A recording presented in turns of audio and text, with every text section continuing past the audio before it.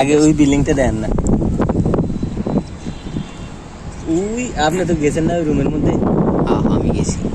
তো ওই রুমের মধ্যে বুঝছেন মানে আমার রাত্রেবেলায় না কি জানি যাইতে ধরতো বুঝছেন, আরে ভাই কোনো কাজই হয় না। হ্যাঁ, আর এমন ভাবে যাইতে ধরতো, হ্যাঁ মানে লড়ার কোনো সক্ষমতা নাই, মানে আপনি লড়তে পারবেন না, মনে হবে যে আপনার কে বাইন্ধে রাখছে, মানে মানে এত ভয়াবহ। আমি আমার সাহসী মানে ভয়টা এত পাইতাম না বুঝছেন। আমার আপার এর আগেই কইছে যে এখানে মধ্যে কি থাকে, দিন থাকে। আপনি ওই বাসাটার ভিতরে ঝামেলা, ওই বাসাটার মধ্যে মানে ছাদের মধ্যে, ওই ছাদে না, ছাদটা ভালো না বুঝছেন।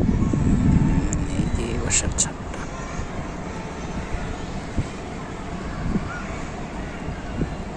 প্রতিদিন ধরতো না মোটামুটি নাকি? প্রতিদিন ধরতে বলতে ও আরেকটা কাহিনী আছে, মানে প্রতিদিন ধরতে হয়েছে এরকম, ওই যে আমি যদি গা বদ্ধ করে ঘুমাইতাম, মনে করেন যে মাঝে মাঝে হয়তো কাজ করতে করতে ঘুমাইয়ে গেছি, ওই দিন আমার যাইতে ধরতো।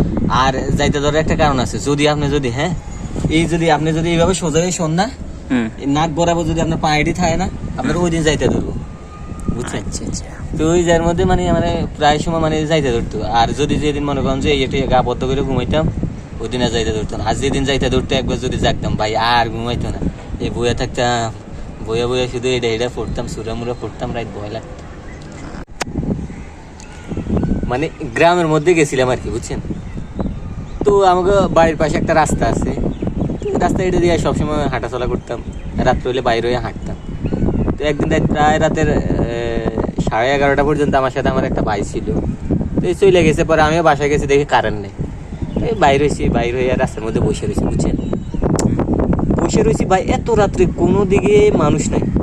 হঠাৎ করে আমার চোখ ওই দিকে গেছে, দেখলাম যে একটা মেয়ে দৌড়ে দৌড়ে আসতেছে, একটা মেয়ে দৌড়ে আসতেছে। আমি বুঝতেছি এত রাতে মেয়েটা কই থেকে আইতেছে। মেয়ের স্ট্রাকচার গঠনটা কেমন ছিল? ঘটনাটা মানে আমি কিন্তু চেহারার দিকে কিন্তু তাকাইনি বুঝছেন। আমি দেখলাম যে একটা মেয়ে আসতেছে, কিন্তু দৌড়ে দৌড়ে আসতেছে।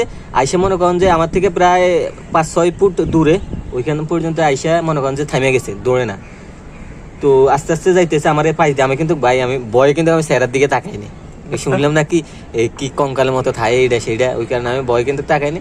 যত কিছু মানুষের যতই ভয় পাই না বলি, তারপরে তো ভয় তো একটু লাগবে স্বাভাবিক, এত রাত্রেবেলা একটা মেয়ে মানুষ আরো।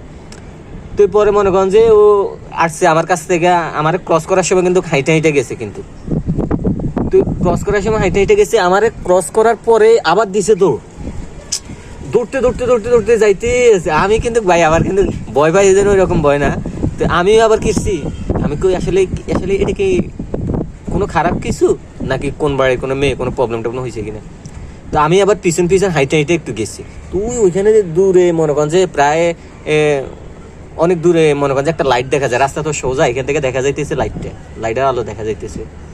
তো মেয়েটার লাইট ক্রস হয়েছে, তো ক্রস হয়েছে, আমিও পিছন পিছন যাইতেছি। লাইট ক্রস হওয়ার পরে আমি আর দেখতেছি না। বাইরে যখন আমি বাসায় গেছি আদবির কাঁপতেছে, আসলে আমি এটা কি দেখলাম, এটা কোনো লাইট ক্রস হওয়ার পরে গায়েব হয়ে গেছে। লাইট ক্রস হওয়ার পরে আমি আর হেরে দেখতেছি না। আসলে কি মানে রাস্তা কি সোজা? রাস্তা সোজা, একবারে সোজা দেখা যায় বুঝছেন। তো বাসায় গেলাম, এখন তো আমি তো মানে ভয় লাগতেছে। এখন বাসায় যাওয়ার পরে চিন্তা করলাম আসলে এটা কি মানুষ নাকি অন্য কিছু। তো পরে আমি আমার মারে কইলাম এমনি এমনি, হওয়ার পরে আমার মা তো আমার বকাবকি করছে, এত রাত কি দরকার বাইরে থাকার, খারাপ কিছু তো হইতে পারে। তো এরকম তো পরে আর কি, পরে আর ওই তারপর থেকে মনে করেন যে রাত্রেবেলায় আমার এত রাত্রে বাইরে হইতে দেয় না, এই 10টা-11টা পর্যন্ত থাকি, পরে বাসা চলে যাই, রাস্তার মধ্যে বসতে বসতে দেয় না এমন আর। এড়ে